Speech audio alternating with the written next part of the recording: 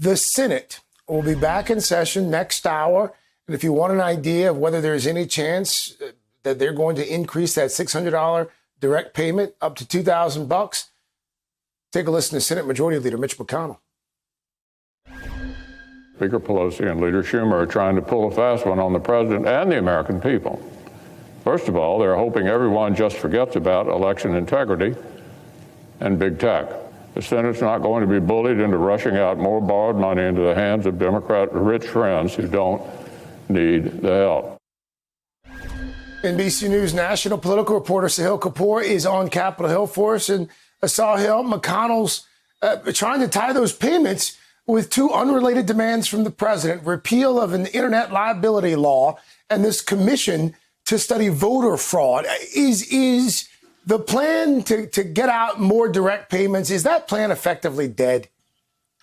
It's not looking good for that plan right now, Craig. I think Americans who are counting on those payments should not expect them anytime soon. And the reason is the only viable vehicle that could get through Congress quickly in the next few days before the congressional session expires is the Cash Act, which passed the House with a 2/3 majority that includes 44 Republican votes. You heard there from the sound you played that Mitch McConnell, the Senate Republican leader, made an aggressive denunciation of that piece of legislation, complained, among other things, that it adds about $400 and some billion to the national debt. He complained that some small amounts of money will go to big families that make as much as $300,000. The reality is McConnell is conflicted between competing pressures here. There's President Trump, who has demanded that the $2,000 checks be passed.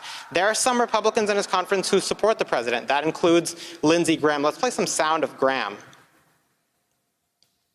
So to my fiscal conservative friends, I understand your argument, but I think the facts on the ground throughout the country would require us to do more than 600. 600 is not enough. 2,000 is about right, in my opinion, and I'm willing to vote. Now, that's one argument. The flip side of that, Craig, is that many other Republicans in McConnell's conference strongly oppose the $2,000 payments. That includes Pat Toomey of Pennsylvania, made an aggressive argument against them.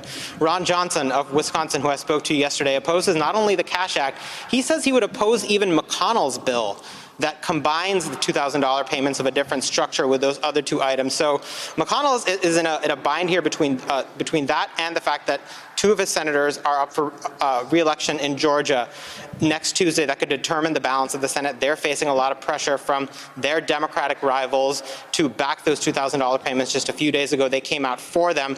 McConnell wants to put out a vehicle that could allow them to say they are in favor of that and potentially cast a vote for that. But we don't even know if that bill is going to come up. And if it does, it faces no viable path, really, to get through the Senate, let alone the Democratic-controlled House. Craig.